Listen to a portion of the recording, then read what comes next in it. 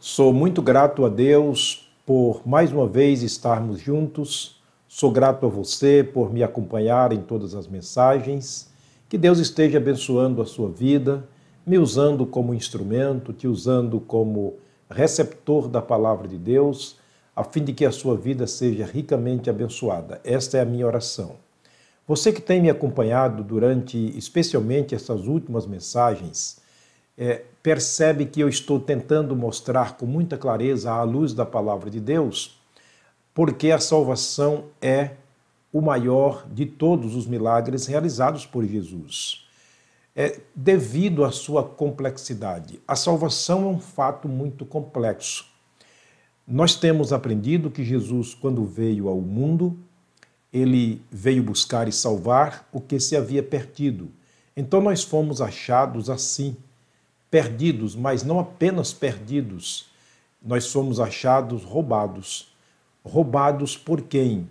Roubados por Satanás. Roubados de quem? Roubados de Deus. Ele nos tirou a liberdade. Aprendemos nas mensagens anteriores que o trabalho dele é cegar a mente, o intelecto, a capacidade intelectual do homem, fazendo isso dificultar até a necessidade que se tem de receber Jesus como Salvador. O roubo de Satanás, segundo a Bíblia Sagrada, é um roubo qualificado. Qualificado por causa do agravante morte. Isso podemos chamar, na linguagem judicial, que é um roubo seguido de morte. Qualificado porque é um roubo seguido de morte. Ele roubou e ele matou. O último passo de Satanás é destruir. Então nós somos achados assim, roubados, separados de Deus, com toda dificuldade para entender a palavra, para entender a necessidade. E nessa questão a salvação se tornou o fato mais complexo de toda a Bíblia Sagrada. Por isso é um fato muito importante, o mais importante em toda a Bíblia, mesmo porque esta é a obra para a qual Jesus Cristo veio ao mundo. Eu quero ler um texto escrito pelo apóstolo Paulo na segunda carta escrita aos Tessalonicenses, capítulo 2, versículo 8, Paulo escreveu o seguinte: E então será revelado o iníquo a quem o Senhor Jesus desfará pelo espírito da sua boca e aniquilará pelo esplendor da sua vinda. Nós vamos nesta manhã, nesta mensagem, aprender que aqueles que morrem presos por Satanás, eles são aniquilados. Aliás, já estão aniquilados, eles continuarão sendo aniquilados, não inexistentes. É bom entendermos que a palavra aniquilar não é fazer inexistente, é deixar de existir. Não.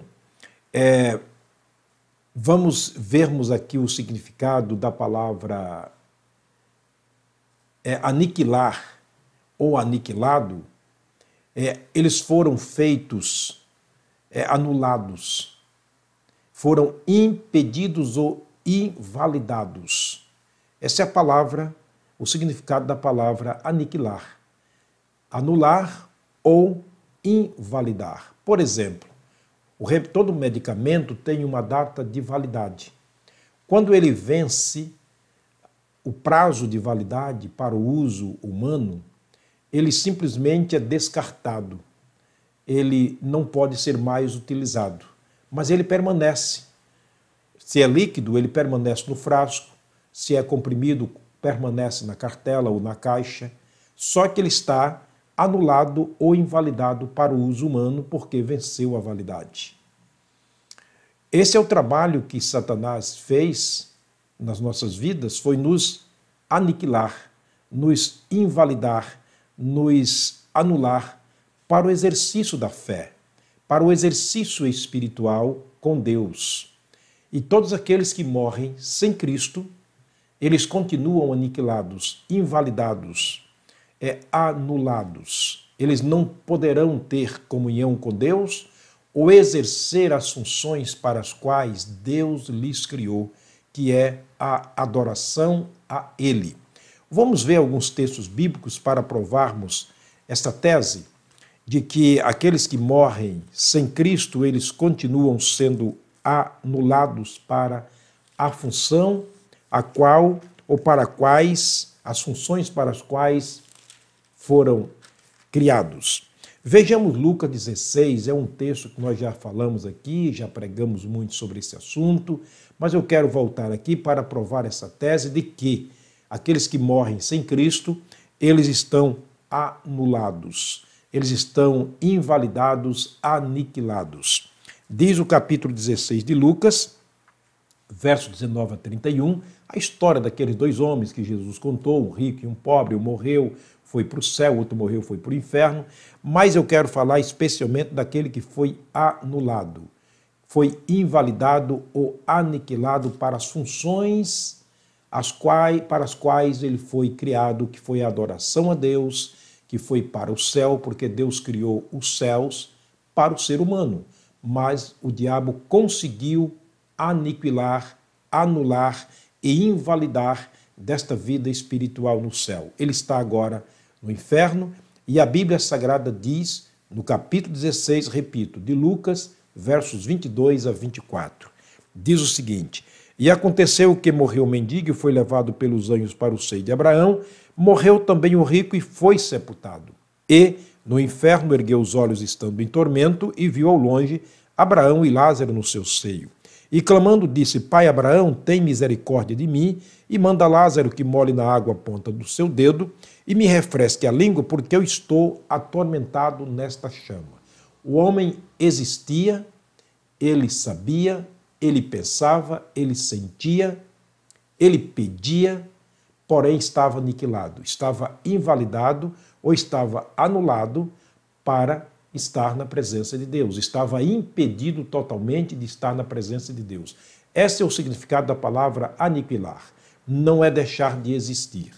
Portanto, o verso 25, ele vai dizer o seguinte: Disse, porém, Abraão: Filho, lembra-te de que recebestes os teus bens em tua vida, e Lázaro somente males. Agora ele está consolado, mas tu está atormentado ou em tormento. Veja as expressões: está em tormento. Ele existia, porém anulado, aniquilado, invalidado, anulado para estar na presença de Deus, impedido totalmente. Esse é o trabalho que o diabo fez no momento que ele nos roubou. E ele mantém as pessoas aniquiladas até a morte, e daí para sempre separada de Deus. Lamentavelmente, esse é o trabalho dele. Por isso, a salvação é um fato muito complexo. Agora vamos ver um outro exemplo. Conforme lemos o texto de Tessalonicenses, que Paulo escreveu aos Tessalonicenses, ele diz que quando Jesus vier na sua vinda, ele aniquilará Satanás. Ele vai invalidar Satanás, ele vai anular Satanás do trabalho, da sua função, mas ele não vai deixar de existir. Porém, ele vai estar anulado, aniquilado. Vejamos o que está escrito em Apocalipse, capítulo 20. Apocalipse, capítulo 20, trata-se da prisão de Satanás. Diz os versos de 1 a 3 o seguinte: E vi descer do céu um anjo que tinha a chave do abismo e uma grande cadeia na sua mão. Ele prendeu o dragão, a antiga serpente, que é o diabo e Satanás, e o amarrou por 1000 anos. E lançou-o no abismo, e ali o encerrou e pôs selos sobre ele, para que não mais enganasse as nações, até que os 1000 anos se acabem. E depois importa que seja solto por um pouco de tempo. Entendeu? Satanás preso, aniquilado, sem função nenhuma no sentido de enganar as nações, de roubar, de matar ou destruir, mas não inexistente. ele estava apenas aniquilado, anulado e invalidado para o trabalho que ele faz agora até aquele dia. Mas chegando no versículo 10, lemos assim: e o diabo que os enganava foi lançado no lago de fogo e enxofre, onde está a besta e o falso profeta, e de dia e de noite serão atormentados para todo sempre. Aqui é um aniquilamento eterno. O diabo será lançado no lago de fogo, onde está a besta e o falso profeta, porém não inexistente. Ele será atormentado para todo sempre.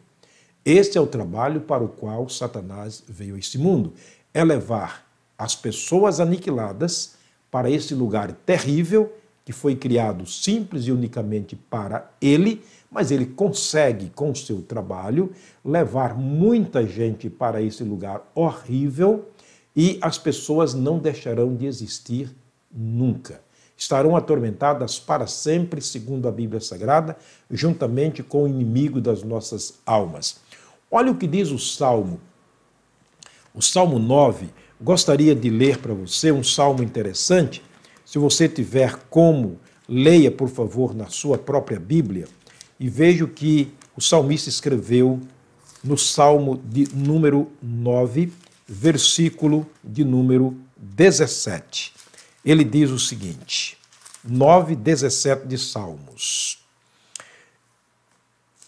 Desculpa, eu estou no livro de Jó, eu quero achar Salmos 9, versículo 17. Sim, agora. Os ímpios serão lançados no inferno e todas as nações que se esquecem de Deus. Serão lançados no inferno e todas as nações que se esquecem de Deus. O termo ímpio é para descrever as pessoas que viveram anuladas para a função para as quais elas foram criadas neste mundo. Foram roubadas, foram separadas de Deus e agora morreram e como ímpias, que nunca foram lavadas pelo sangue de Cristo, mas permaneceram durante todo esse tempo no cativeiro, agora morrem, são lançadas no inferno. Simples assim. É fácil de entender. Não é que Deus queira que elas vá. Não. Não é que Deus tenha desejo que elas vá para o inferno. Mas a verdade é que o diabo as roubou, manteve em cativeiro durante todo esse tempo, cega, afastada, separada de Deus, pessoas boas neste mundo, porém ímpias. Ímpia quer dizer aquele que não é puro, nunca foi lavado pelo sangue de Cristo, nunca foi tirado do cativeiro. Por isso, a salvação se torna complexo o assunto, ou o fato mais complexo, porque é uma questão de retirar, de tirar do cativeiro e colocar em liberdade mediante o preço pago por Jesus, que é a sua morte na cruz do Calvário, mas o pecador precisa se permitir ser achado por Jesus, a fim de que ele possa fazer a obra. Aqueles que mantêm-se separados de Deus, roubados de Deus, conformados com a vida que têm, naturalmente como estão até a morte, são candidatos ao inferno, e eles serão lançados no inferno, e todas as nações que se esquecem de Deus serão aniquiladas ou continuarão aniquiladas. Vamos chamar aqui de um segundo estágio de aniquilamento. Aqui elas estarão vivendo aniquiladas, separadas de Deus, porém interagidas no mundo físico. Depois da morte serão aniquiladas para sempre, tanto de Deus, que é a segunda morte, quanto do mundo físico, dos parentes, dos amigos e assim por diante. É uma questão a pensar. Por isso a salvação é, na verdade, muito complexa, é um assunto muito complexo. Ainda em Mateus capítulo 18, capítulo 8, versículo 12, ele disse, o próprio Jesus Cristo disse que ali haverá pranto e ranger de dentes. Apocalipse capítulo 11 diz que a fumaça do seu tormento sobe para todo sempre. Veja que é algo existente, porém aniquilado, separado, anulado, invalidados para a obra, ou seja, para o reino de Deus, para os céus. A alma nunca morre. Não, a carne sim, Mas a alma não. A alma permanece para sempre. A alma é a parte eterna. E é esta que Satanás quer conseguir, porque é o tesouro eterno que nós temos. Por isso Jesus Cristo disse que vale o homem ganhar o mundo inteiro e perder a sua alma? A alma não morre porque em Gênesis capítulo 2, versículo 7, quando Deus forma o homem do pó da terra, ele sopra no nariz do homem o fôlego da vida e fez do homem, do ser humano, alma que vive. Eclesiastes 12, 7 diz que com a morte a carne volta para o pó e o espírito vai para Deus, que o deu. Simples assim de se compreender. Portanto, graças a Deus por você que está me assistindo, graças a Deus por estarmos diante da palavra de Deus, que é a verdade, e ela com certeza nos ajudará a entendermos essa questão complexa, que é o fato mais importante, o milagre maior de Jesus, que é a salvação. Essas são algumas questões para você compreender, porque a salvação é o maior de todos os milagres.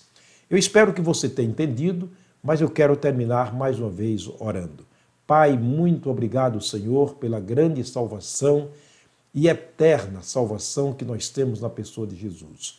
Obrigado por termos sido, ó Deus, achados, embora roubados e separados, mortos, e o Senhor nos deu vida. Nos deu vida, nos permitindo, Pai, vivermos aqui contigo ou para o Senhor e viver na eternidade com o Senhor. Obrigado, Deus, pelas pessoas que me assistem. Pedimos que essa palavra possa estar falando ao seu coração, ainda que muitas vezes dolorida e difícil de se ouvir, mas que ela possa beneficiar tais pessoas. Abre seus olhos espirituais, sua mente, que os seus corações sejam abertos para esta verdade. Nós oramos com gratidão no precioso nome de nosso amado Salvador Jesus Cristo. Amém. Queremos agradecer a você mais uma vez por me assistir, que espero na próxima mensagem, se Deus nos der a graça de estarmos aqui. Até lá, um forte abraço, um bom dia na presença do Senhor.